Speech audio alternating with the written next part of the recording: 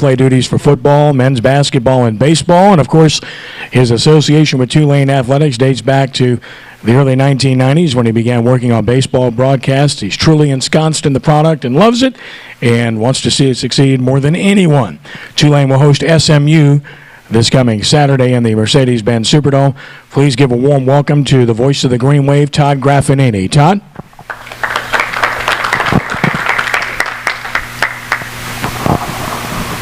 Thanks, Kenny. Thanks for having me here at Manning's today. Obviously, tough game again against ULL on Saturday, 41-13 the final score. It was actually a game, though, that for the first time really since the Rutgers game, the season opener, that I was encouraged after the game. Now, obviously, a loss, you take that poorly, but the good news is what I saw the other day was the team, for the first time, really since that opener, played with a lot of emotion and intensity. And, you know, whether, and I was talking to Renee a little bit earlier and Billy Duncan before before I came up here, and you know, when you have an issue like we did when Devin Walker went down against Tulsa, I think that you kind of overlook and maybe not think about how that affects the rest of his teammates.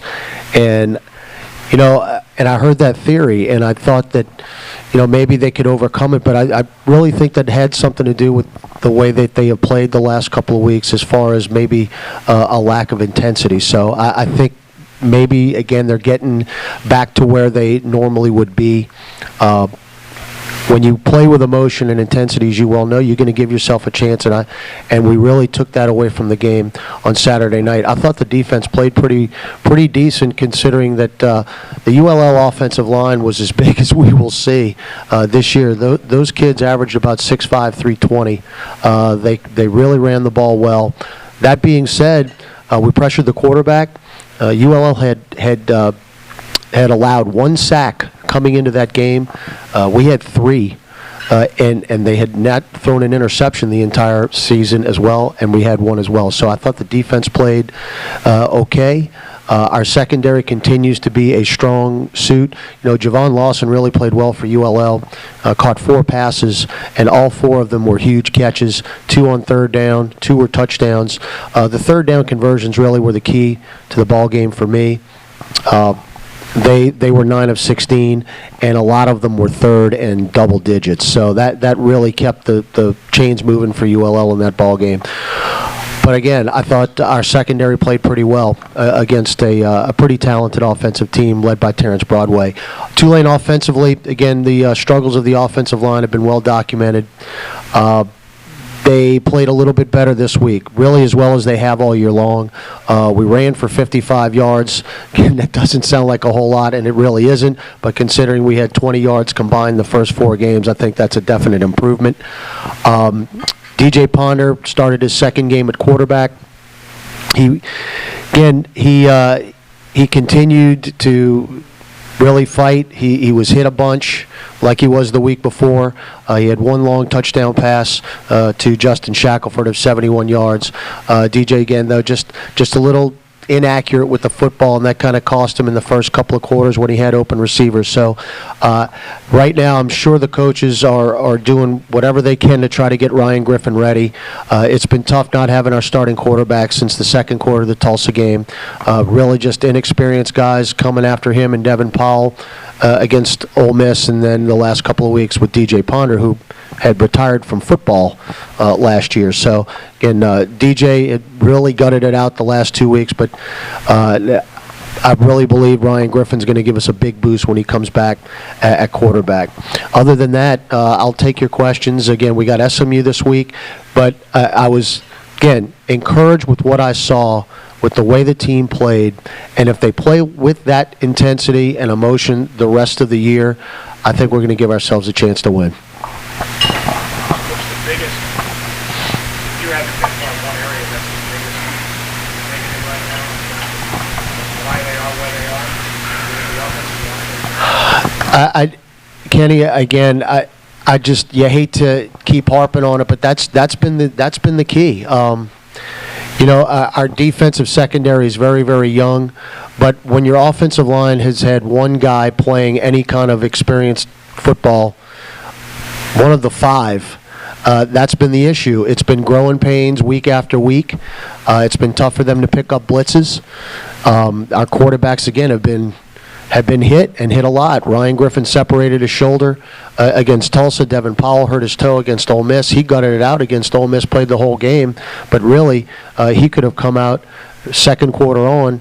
And then, of course, DJ Ponder was really, really beat up the week before against UL Monroe, and he was hit the other day too and gutted it out. But, again, these guys are learning on the fly, and, we've talked about it again with Coach Johnson.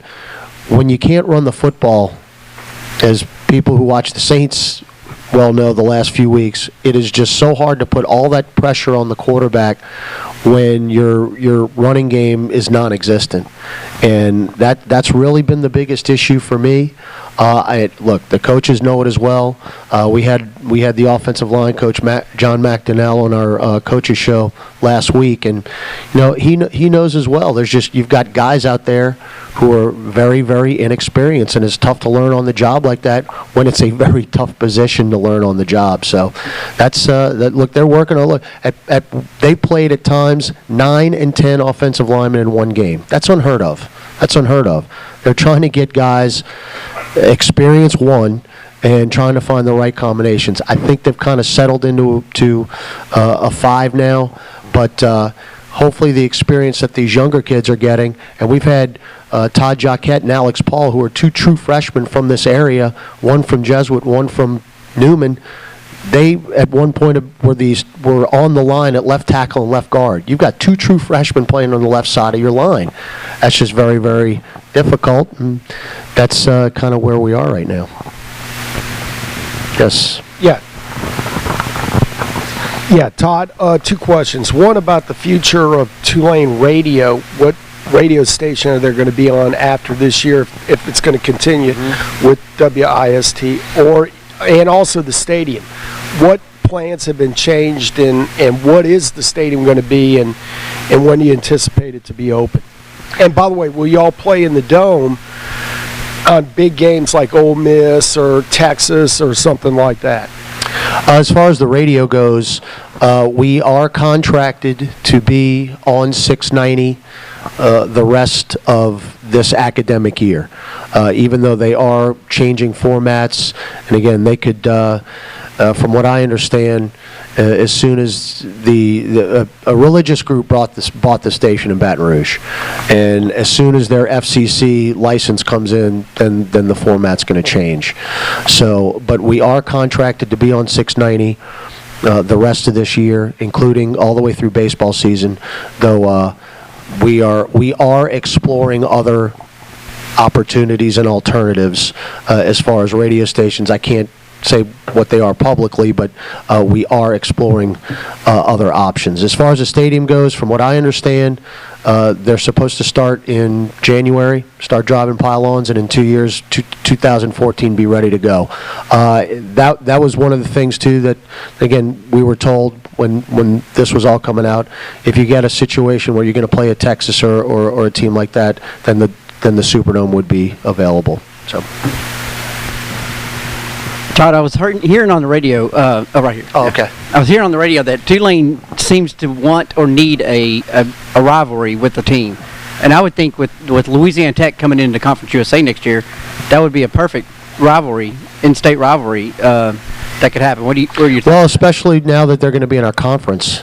So, yeah, look, we have definitely been looking for a rival all these years now. It's kind of supposed to be Southern Miss, but Conference USA messed that up because they put us in different divisions. So, I mean, how do you not play a team that you're 90 miles from each and every year, whether they're in your side of the division or not? Again, that's a big sore spot with me, but again, it is what it is, to borrow a well-used term. But no, Louisiana Tech, obviously, they've got it going. up there in Ruston, and considering they're going to be in the same conference, I think it's a very good possibility, because I know their fans will travel down here, and it's not that, it's about a 5-hour ride. It's not too far, so it'll be a good thing to see.